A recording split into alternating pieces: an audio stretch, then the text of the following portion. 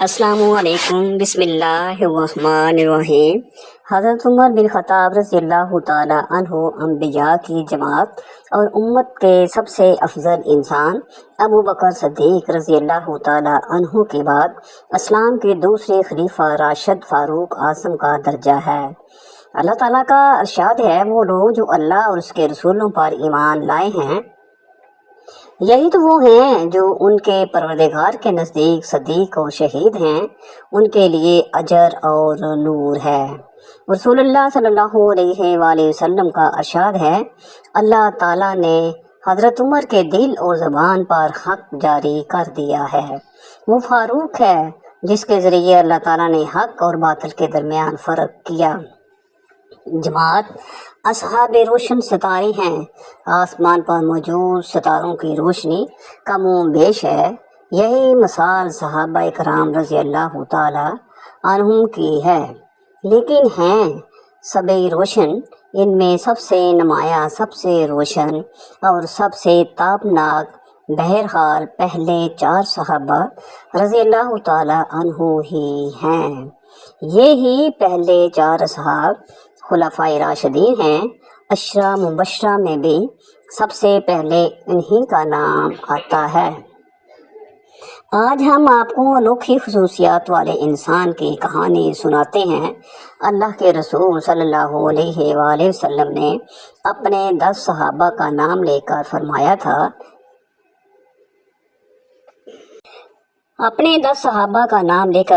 تھا، میرے یہ 10 صحابہ جنتی ہیں، گویا انہیں دنیا ہی میں جنتی ہونے کی بشارت عطا ہوئی۔ ان میں سے ایک سیدنا عمر فاروق رضی اللہ تعالی عنہ ہیں۔ انبیاء کی جماعت کے بعد اور مسلمانوں کے پہلے خلیفہ راشد یار غار سیدنا ابو بکر صدیق رضی اللہ تعالی عنہ کے بعد اس دنیا میں سب سے زیادہ فضیلت دوسرے خلیفہ راشد سیدنا عمر فاروق ہی کو حاصل ہے۔ نبی کریم صلی اللہ علیہ وآلہ وسلم نے ان کے بارے میں اس طرح دعا فرمائی تھی، اے اللہ، اسلام کو عمر کے ذریعے سے قوت اور عزت دے۔ ان کے زمانے میں اسلامی حکومت 20 کروڑ مربع میل رقبے تک پھیل گئی۔ بعض موقعوں پر ان کی تائید میں اسلامی حکومت کا زمانہ تھا۔ اتنے بڑے حکمران ہوتے ہوئے دوپہر کے وقت شہر سے باہر گرم زمین پر کوئی پتھر وغیرہ سر کے نیچے رکھ کر سو جاتے تھے۔ ان کے واقعات اس قدر حیرت انگیز ہیں کہ سننے والے دنگ رہ جاتے ہیں۔ بڑے بڑے طاقتور حکمران ان کے نام سے کانپتے تھے، جبکہ خود ان کا یہ حال تھا کہ جسم پر کھدر کا لباس ہوتا تھا۔ سیدنا عمر فاروق رضی اللہ تعالی عنہ ہجری سال شروع ہونے سے 40 سال پہلے 583 عیسوی یا 584 عیسوی میں مکہ میں پیدا ہوئے۔ نبی کریم صلی اللہ علیہ وآلہ وسلم ان سے 13 سال پہلے دنیا میں تشریف لا چکے تھے۔ والدین نے نام عمر رکھا، کنیت ابو حفص تھی، لقب فاروق تھا، یعنی حق اور باطل میں فرق کرنے والا یہ لقب انہیں نبی کریم صلی اللہ علیہ وآلہ وسلم نے عطا فرمایا۔ حضرت عمر کا سلسلہ نسب 8ویں پشت میں نبی کریم صلی اللہ علیہ وآلہ وسلم سے جا ملتا ہے۔ آپ نے دنیا میں آنکھ کھولی تو مکہ میں قریش کی سرداری تھی۔ یہ قبیلہ اسماعیل علیہ السلام کی اولاد سے تھا۔ قریش کے آگے چل کر 10 کے قریب قبیلے بن گئے۔ ان میں نبی کریم بنو ہاشم سے تھے، ابو بکر بنو تہم سے اور عمر فاروق بنی عدی سے تھے۔ 10 کے 10 قبیلوں کے سپرد الگ الگ کام تھے۔ مثلا کوئی خانہ کعبہ کی دیکھ بھال کرتا تھا تو کوئی حاجیوں کو پانی پلاتا تھا، کوئی جھگڑوں کے فیصلے کرتا تھا۔ بنو عدی کے ذمے 2 کام تھے۔ قریش کو کوئی ایلچی بھیجنا ہو تو یہ بھیجتے تھے۔ دوسرا کام یہ تھا کہ 2 گروہوں میں جھگڑا ہو جاتا تو بنو عدی کا سردار فیصلہ کرتا تھا۔ बनु उद्दी के घर सफ़ा और मरवा पहाड़ियों के दरमियान में थे। हज़रत उमर बिन खत्ताब रज़ियल्लाहु ताला अन्हु यहीं पैदा हुए और परवरिश पाई। उनके वालिद खत्ताब बनु उद्दी के सरदार थे। जिस ज़माने में नबी करीम सल्लल्लाहु अलैहि वसल्लम ने नबूवत का ऐलान किया, खत्ताब फौत हो चुके थे। सैयदना उमर के बचपन के हालात किसी किताब में नहीं मिलते।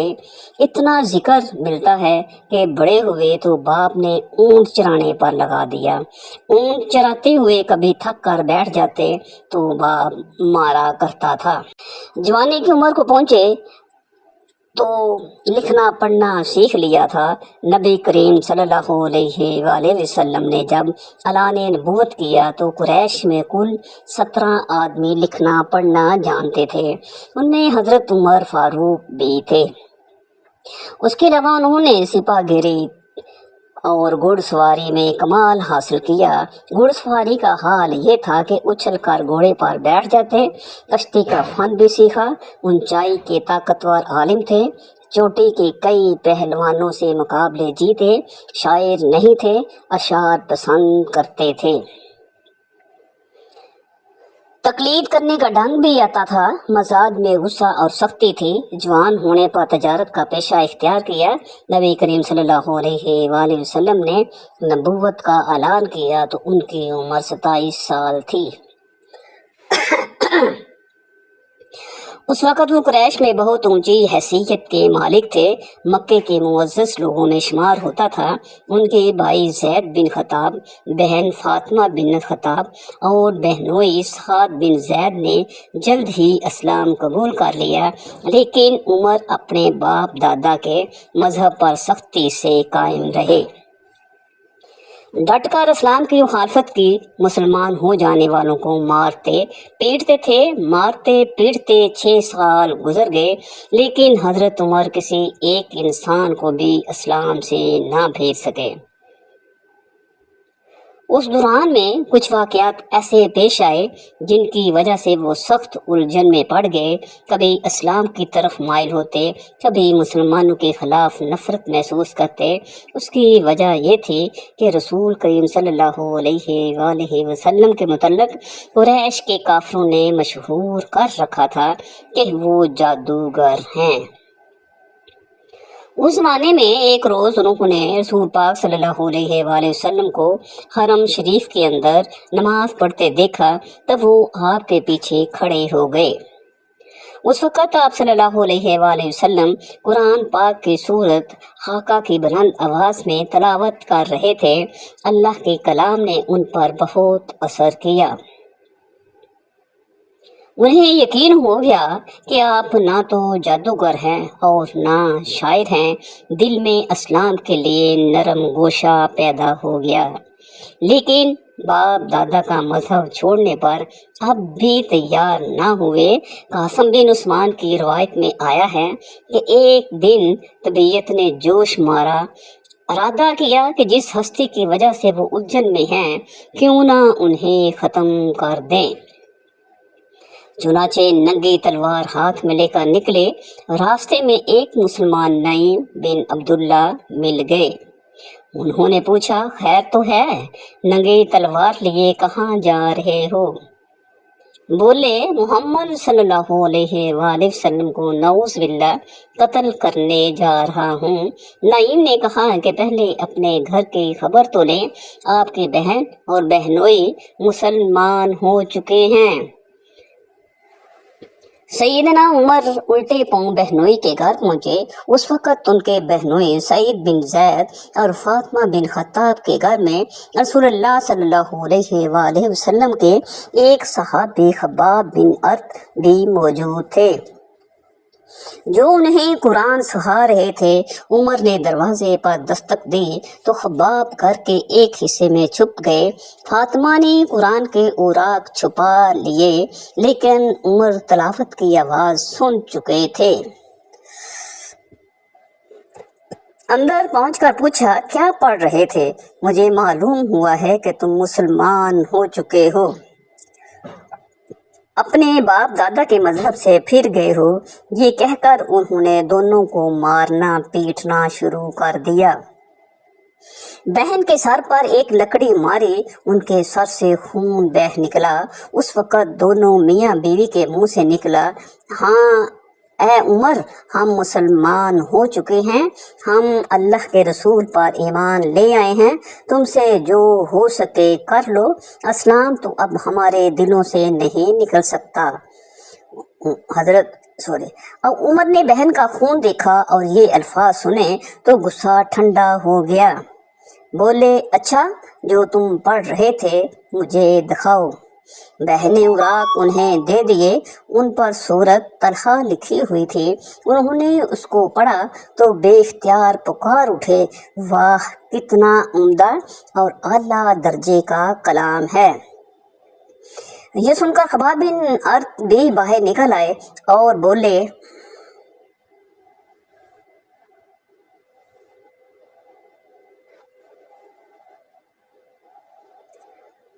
ये सुनकर खबाब बिन अर्त भी बाहर निकल आए और बोले, ए उमर, मुझे उम्मीद है अल्लाह ताला ने अपने नबी की दुआ को पूरी करने के लिए आपको चुन लिया है। मैंने कल ही नबी सल्लल्लाहु अलैहि वसल्लम को ये दुआ करते सुना है, या अल्लाह, अबू जहल या उमर बिन खत्ताब के ज़रिए से इस्लाम की कुव्वत अता कर।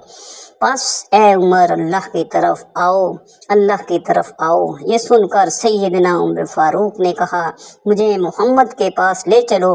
नबी सल्लल्लाहु अलैहि वसल्लम उस वक़्त दारे अर्थम में थे। उमर रज़ियल्लाहु ताला अन्हु खबाब बिन अर्त के साथ कमर से तलवार लटकाए वहाँ पहुँचे। दरवाजे पर दस्तक दी। एक सहाबी ने अंदर से झांक कर आप सल्लल्लाहु अलैहि वसल्लम को बताया, बाहर उमर तलवार कमर से लटकाए खड़े हैं, ना जाने किस सारादे से आए। आपके चचा सैयदना हमजा रज़ियल्लाहु ताला अन्हु भी उस वक़्त वहाँ मौजूद थे। ये बहुत बहादुर थे। फौरन बोले, उन्हें अंदर आने दो। नेक इरादे से आए तो ठीक, वरना उन्हीं की तलवार से उनका सर उड़ा दूंगा। रसूलुल्लाह सल्लल्लाहु अलैहि वसल्लम ने भी फरमाया, उन्हें आने दो। चुनाचे दरवाज़ा खोल दिया गया। उमर अंदर दाखिल हुए। आप सल्लल्लाहु अलैहि वसल्लम उठकर उनकी तरफ बढ़े। उनकी चादर को मुट्ठी में दबाकर जोर से खींचते हुए फरमाया, खत्ताब के बेटे, तुम किस इरादे से आए हो? सैयदना उमर रज़ियल्लाहु ताला अन्हु ने अर्ज़ किया, ए अल्लाह के रसूल, मैं अल्लाह और उसके रसूल पर ईमान लाने के लिए हाजिर हुआ हूँ। उस पर आप सल्लल्लाहु अलैहि वसल्लम ने ज़ोर से अल्लाहु अकबर फरमाया। बाकी मुसलमानों ने भी अल्लाहु अकबर का नारा लगाया। अब उमर रज़ियल्लाहु ताला अन्हु ने कलमा पढ़ा। फिर बोले, ए अल्लाह के रसूल, क्या हम हक पर नहीं हैं? आपने फरमाया, उस ज़ात की कसम जिसके कब्ज़े में मेरी जान है, तुम लोग हक पर हो। ये सुनकर सैयदना उमर फारूक ने अर्ज़ किया, जब हम हक पर हैं और काफिर गलत रास्ते पर, तो फिर अपना दीन क्यों छुपाएं? आपने फरमाया, ए उमर, अभी हमारी तादाद थोड़ी है और तुम देख रहे हो कि हम किन हालात से गुजर रहे हैं। सैयदना उमर ने यह सुनकर फरमाया, उस ज़ात की कसम जिसने आपको नबी बनाकर भेजा है, मैं इस्लाम लाने से पहले जिन लोगों में उठता बैठता था, अब मुसलमान होकर उनके सामने जाऊंगा।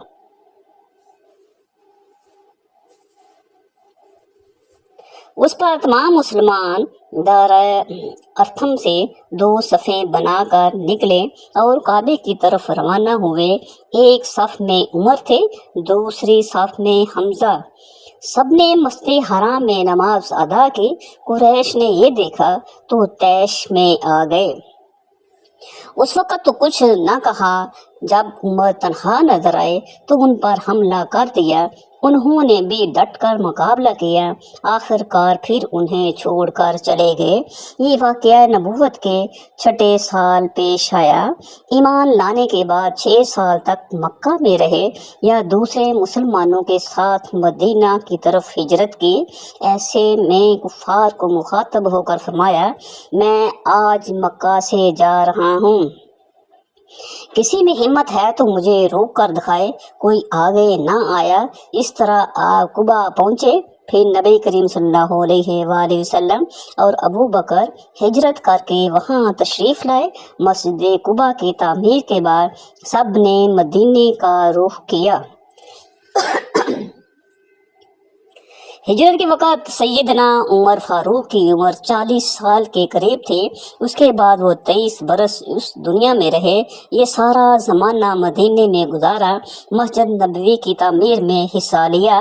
آپ صلی اللہ علیہ وآلہ وسلم نے مہاجرین اور انصار میں بھائی چارہ کرایا۔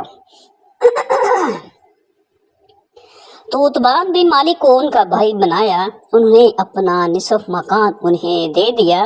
عبداللہ بن زید نے خواب میں اذان کے الفاظ سنے، انہوں نے یہ الفاظ نبی کریم صلی اللہ علیہ وآلہ وسلم کو سنائے تو آپ صلی اللہ علیہ وآلہ وسلم نے سیدنا بلال کو حکم دیا، اذان کہیں۔ جو ہی انہوں نے اذان شروع کی، سیدنا عمر فاروق اپنی چادر گھسیٹتے ہوئے آئے اور بولے، اے اللہ کے رسول صلی اللہ علیہ وآلہ وسلم، اس ذات کی قسم جس نے آپ کو نبی بنا کر بھیجا ہے، میں نے بھی بالکل یہی الفاظ خواب میں سنے ہیں۔ یہ سن کر آپ بہت خوش ہوئے۔ آج تک اذان انہی الفاظ میں دی جا رہی ہے اور قیامت تک دی جاتی رہے گی۔ ہجرت کے دوسرے سال بدر کی لڑائی پیش آئی۔ سیدنا عمر فاروق بھی اس غزوہ میں شریک ہوئے۔ اس غزوہ میں انہوں نے ایک بہادر سپاہی عاص بن ہشام کو قتل کیا۔ یہ رشتے میں ان کا ماموں تھا۔ اگلے سال احد کی لڑائی ہوئی، سیدنا عمر اس لڑائی میں بھی شریک ہوئے۔ بدر کی لڑائی میں عمر فاروق کی بیٹی سیدہ حفصہ بیوہ ہو گئی۔ نبی کریم صلی اللہ علیہ وآلہ وسلم کی خواہش پر سیدنا عمر نے ان کا نکاح آپ صلی اللہ علیہ وآلہ وسلم سے کر دیا۔ اس طرح رسول کریم صلی اللہ علیہ وآلہ وسلم کے سسر بنے۔ ان کی بیٹی کو مومنوں کی ماں کا درجہ حاصل ہوا۔ ہجرت کے 5ویں سال شوال میں خندق کی لڑائی پیش آئی۔ سیدنا عمر بن خطاب نے بھی خندق کھودی۔ خندق کے ایک حصے کی حفاظت سیدنا عمر کے سپرد کی گئی۔ بعد میں اس جگہ ان کے نام سے مسجد تعمیر کی گئی جو آج بھی موجود ہے۔ ہجرت کے 6 سال نبی کریم صلی اللہ علیہ وآلہ وسلم نے کیسے کی زیارت کا ارادہ فرمایا۔ آپ 1400 صحابہ کے ساتھ روانہ ہوئے، ان میں سیدنا عمر بھی تھے۔ حدیبیہ کے مقام پر کافروں سے جو معاہدہ ہوا تو کچھ دوسرے صحابہ کے ساتھ وہ سیدنا عمر پر بھی گراں گزرا۔ وہ رسول اللہ صلی اللہ علیہ وآلہ وسلم کی خدمت میں حاضر ہوئے اور عرض کی، کیا آپ اللہ کے سچے نبی نہیں ہیں؟ آپ نے فرمایا، یقیناً میں اللہ کا سچا نبی ہوں۔ کہا، کیا ہم حق پر اور ہمارا دشمن باطل پر نہیں ہے؟ آپ نے فرمایا، ہم حق پر اور ہمارا دشمن باطل پر ہے۔ کہا، اے اللہ کے رسول، جب ہم حق پر اور ہمارا دشمن باطل پر ہے تو پھر دب کر کیوں صلح کریں؟ آپ نے فرمایا، میں اللہ کا رسول ہوں، اللہ کے حکم کے خلاف نہیں کرتا، وہی میرا مددگار ہے۔ سیدنا عمر پھر ابو بکر صدیق کے پاس گئے اور ان سے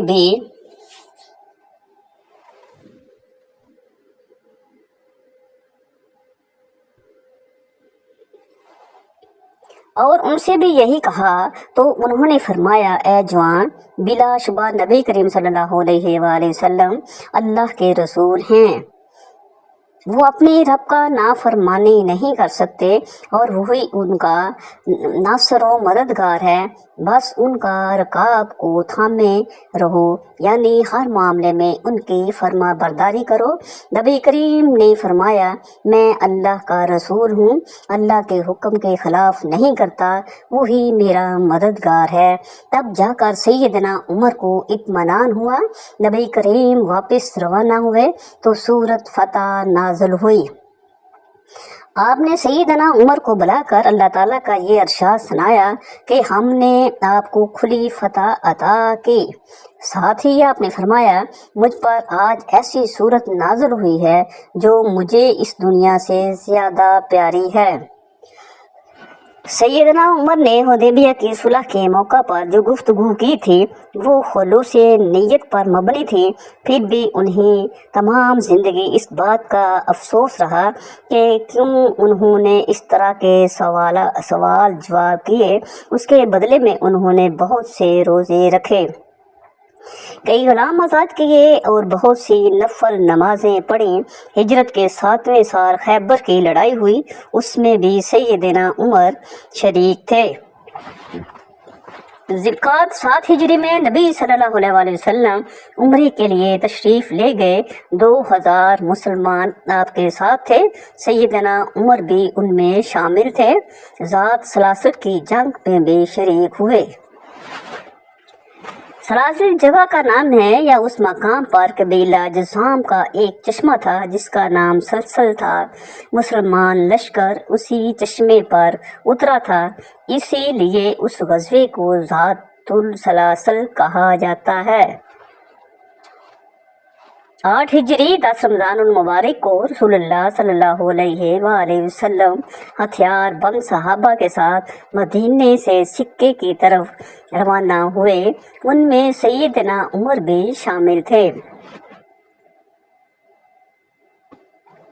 مکے سے کچھ فاصلے پر آپ صلی اللہ علیہ وسلم نے پڑاؤ ڈالا، اس میدان کا نام اب وادی فاطمہ ہے۔ قریش کے سردار ابو سفیان نے 2 آدمیوں کو حالات بھیجا، پھر ابو سفیان خود نبی کریم کی خدمت میں حاضر ہوئے۔ ایسے ہیں سیدنا عمر نے عرض کیا، اے اللہ کے رسول صلی اللہ علیہ وسلم، مجھے اجازت دے میں ابو سفیان کا سر اڑا دوں، لیکن آپ نے ایسا کرنے کی اجازت نہ دی۔ اس موقع پر ابو سفیان نے اسلام قبول کیا۔ ان کے بعد مکے کے باقی ماندہ لوگ بھی مسلمان ہو گئے۔ فتح مکہ کے بعد غزوہ حنین پیش آیا۔ اس غزوے کی ابتدا میں مسلمانوں کے پاؤں اکھڑ گئے، صرف رسول اللہ چند صحابہ کے ساتھ میدان میں کھڑے رہے۔ ان میں سیدنا عمر بھی تھے۔ پھر سیدنا عباس کی آواز پر مسلمان پلٹے اور کفار کو شکست دی۔ تبوک کی لڑائی کے لیے سیدنا عمر نے اپنے مال کا نصف حصہ نبی صلی اللہ علیہ وسلم کی خدمت میں پیش کیا۔ حجۃ الوداع کے موقع پر بھی سیدنا عمر ساتھ تھے۔ اس حج کے بعد ہی آپ اس دنیا سے